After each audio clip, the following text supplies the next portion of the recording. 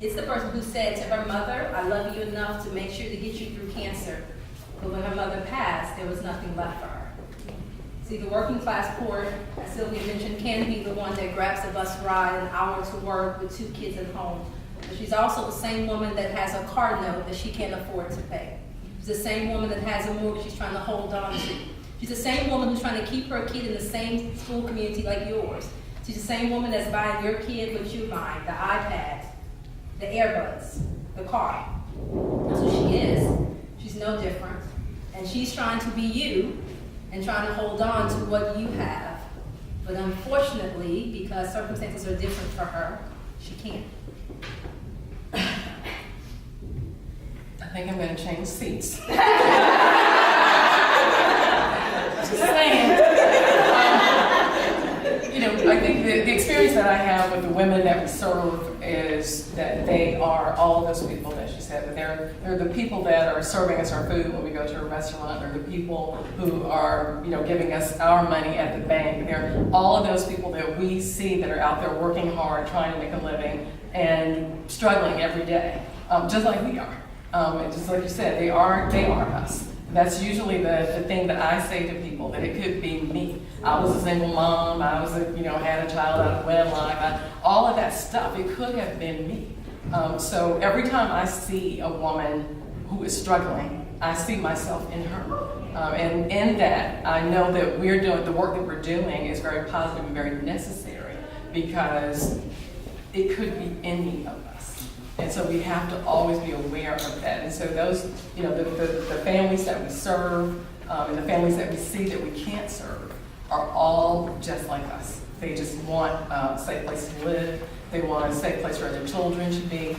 They want, a decent pair of, some nice clothes and nice things, just like everybody. They're all like us. And as I sit and I listen, from my perspective, the children know all the things the parents have gone through. They have walked that journey with that parent, so they are not oblivious. Very few kindergartners, surprisingly, come to school saying, when something's happening to all, they know, and they're able to share play by play. And the teachers are there trying to soothe them to make sure that they're meeting. You want the child to be academically sound, but you can't get to the academics until you take care of the physical. And that's something we're always telling in schools to the teachers, make sure the babies have something in their bellies, because they can't understand anything you're saying about the math that you're trying to present to them. You have to make sure they're fed. And as you're talking, we have people in our school that actually work in our school who have experienced some of the things that you're describing. And you simply, you listen, and you do every little thing you can do to try to make that, because you never know who it is. You don't know people's story. You're just looking, we look on the outside and we try to figure out, what are people living? And you don't know what people really are living, except they are open enough and that they're willing to peel off that layer and share just a little bit of that. But because children are who they are very, very open. They're honest. So when parents walk into our schools, it is our task to make them feel comfortable, which is sometimes why parents in certain situations are protected and guarded, and they don't want to share all the particulars. And it's our job, I believe it is educators, to say to parents, I'm here to partner with you. I'm not on the other side of the table. I'm actually in the trenches with you, and we're going to get this baby from point A to point Z so that he's able to do what he needs to do, so that he's able to be successful. And offer his mom the support that she needs to go through. Because believe it or not, it's a generational issue. It's generational. It comes through. Nothing's new under the sun. I just believe every generation has experienced something. I think our society, because so much is shown on television and so much is on social media, we're able to share it in a split second. And sometimes we don't always think before we act and end up doing more harm and damage rather than doing good.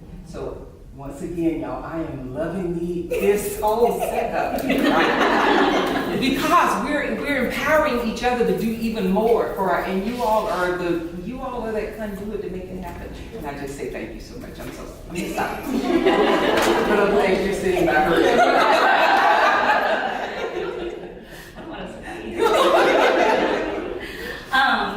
So when I think about working poor mother, I think mother is what comes to mind first. Because moms always want, or we believe moms always want more for their children than they themselves had. And the same is true for the mother that is from the working poor. Everyone out there has heard about the importance of reading to children. There are very few mothers out there who resist the notion of reading to their children. They know that it's important, but either they don't have the access to the books, or they're working multiple jobs, or they themselves might not have the literacy skills to do that at home. I also think about, the working poor mother who will sometimes need to avoid doctor's visits for their children because of finances or transportation. And something that directly impacts my world, with reading in particular, is the treatment of ear infections early on. When I think about my own child, I'm able to take him, and was always able to take him, to have his ears looked at whenever there was any suspicion of an ear infection. But mothers who are part of the working poor may not have the ability to do that, even though they want to. And that's something I'm always mindful of, is this is not about want or desire, it's about access. And to Janice's point about the impact on the children, children who are growing up in poverty, they, in all sorts of research studies, they do show an increase in cortisol. And that directly impacts the brain and the ability for cognitive functioning, memory, attention, and so on. So it is all part of a cycle. But I think that the piece that I always come back to is mother. And these are women who want the same thing for their children that I want for my own.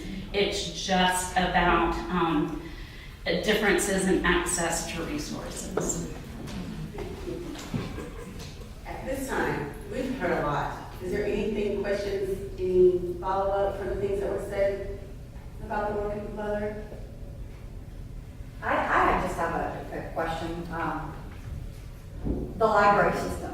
I'm a big fan of the public libraries. I love to go rent books and check them out instead of having to buy them all the time and stuff. I don't know, maybe it's a dumb question, but are we seeing where the library system is able to be part of the solution to fill that niche, in programs to provide resources for children, for their parents? I mean, is that something that's still viable, that's still very active in recovery for families?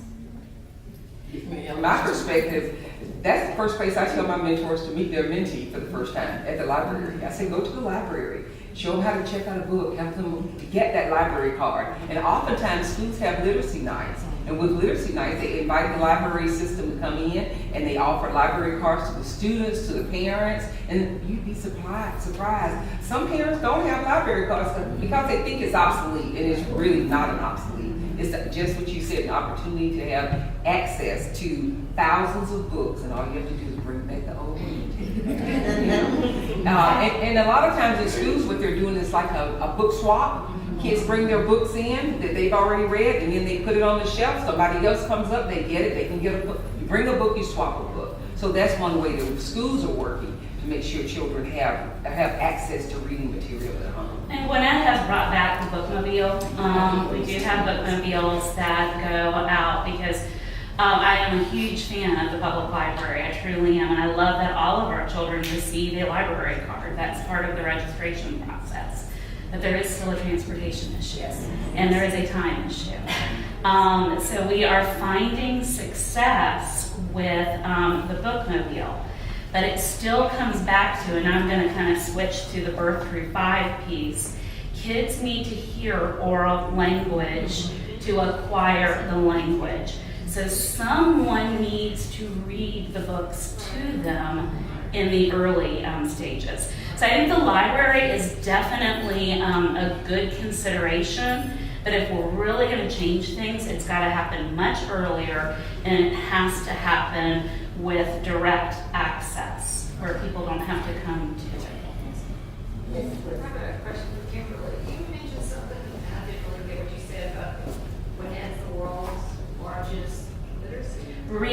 Recovery site in the world. So Reading Recovery is an early intervention program for the lowest 6% of readers in first grade. And it's an intensive intervention. It can last for no more than 20 weeks. And typically, if a student is not on grade level by the end of that intervention, there probably are some other things going on that we need to look at. But it's an intervention that gets kids up to speed rapidly. So we talk all the time about the fact that in public education, it's our responsibility to get every single child, regardless of any circumstances, where they need to be. So we have programs such as Reading Recovery to help overcome things that might have occurred prior to the child entering first grade. So is Gwinnett so large because there's such a great need, or is it because Gwinnett's just so good at putting that program out there? Well, it's large, but it was an investment on the part of the Board of Education to do that. So Reading Recovery is in every school, because the other piece that hasn't come up yet about the working poor mother is often they're moving. Because they tend to move from apartment special to apartment special. So we have to have programs such as that in all of our schools, because our kids are on the move in the district. So that's in part why, that we're the only district that has it in every school. And Kimberly, I know United Way several years ago did a program where they said if the child is not reading by third grade, it's designed with the prison system. It is. So it's very important that you understand that. And so when that statistic was provided, it was done because if your child is not on any level of literacy level by third grade, sixth grade, middle school becomes extremely hard, and by high school they've dropped out. So to know that currently, right now, if you have a child, a friend, or a neighbor in third grade, there is a prison bed being designed for him or her. Think about that. Right now, at the end of third grade, in May of next year, if that child is not successful, whether in Gwinnett County or across the state of Georgia, right now there's a prison being designed for him, a prison bed for him or her. That's scary to know your third grade child is going to do that. And so I think it's really important, not only from a literacy perspective, but also from a mentorship perspective, because even if they are close to the recovery aspect, how are they going to get through the mental aspect of the homelessness that we're covering? And let me add to that, to Vonda's point, they actually did a study last year. I'm in another organization, so that's why I know this. that third grade is now moved up to kindergarten. So when your kids are interacting with their friends in pre-K, right? Those teachers are trying their best to get them to where they need to be, because in kindergarten, they will then start tracking them. For whatever the situation is, it doesn't matter, right? Homelessness or part of working poor, or maybe your parents just aren't that well educated, but everybody's working, you have a roof over your head, but they are right now in most justice systems starting to track children in kindergarten, and in particular boys, and in particular black boys or Hispanic boys. So one of the things that a lot of the boys that we work in this other organization that I'm on the leadership team for, that we try to talk to those boys in kindergarten through play, by having events for them, so that we can kind of understand where their head is as children, because they have an idea of what is going on around them, right? And I think that even in this instance, talking about poverty and homelessness, a lot of times we forget that the children actually know what is happening. And we're generally talking to the adults because we assume that, of course, you can articulate, hopefully, at some manner what's happening, but the children are able to do that as well. And a lot of the boys that we work with, they are not being touched because people assume they cannot have those conversations. They don't really know what's going on. Children don't really understand it. They do. They might not say it the way that I can understand it initially, and hopefully I will continue to work with them to get that. But they know. They know exactly what's going on with them. Please. Can I do a little experiment with you all, if you don't mind? Yeah. I'm gonna try this. Ladies, I would love your help with this, because I know you've seen this. Raise your hand if you've ever been to a payday location. Raise your hand if you know when your car, the time of the month, when you need to move your car from being repossessed. Raise your hand if you have received welfare. That could be WIC, that could be food stamps. Okay, let's do it different. Raise your hand if you are part of your Parks and Rec committee. I mean, your child has played basketball, soccer, all of those things. Start looking around for a second. Raise your hand if you have had great credit for at least 5 years or more. Well, wait, I'm sorry. Raise your hand if you're a stay-at-home mom. Okay. Raise your hand if you have at least a college degree or have at least 2 years or more of collegiate experience. Okay. So here's why we did that experience. Isn't it amazing the difference in this room? You didn't even know that? Raise your hand again if you have food stamps. If you've ever had. If you ever had food stamps, raise your hand. Look around. Raise your hand if you went to college. Look around. Okay. Here's why I did that. There's actually a program that when I worked in NWC we did. There was actually a much longer list. And it says what it means to be poor and what it means to be middle class. The reason why you couldn't answer the food stamps, because you don't even know what that means if you've never experienced that. The reason why you don't know what a payday loan is, because where you live,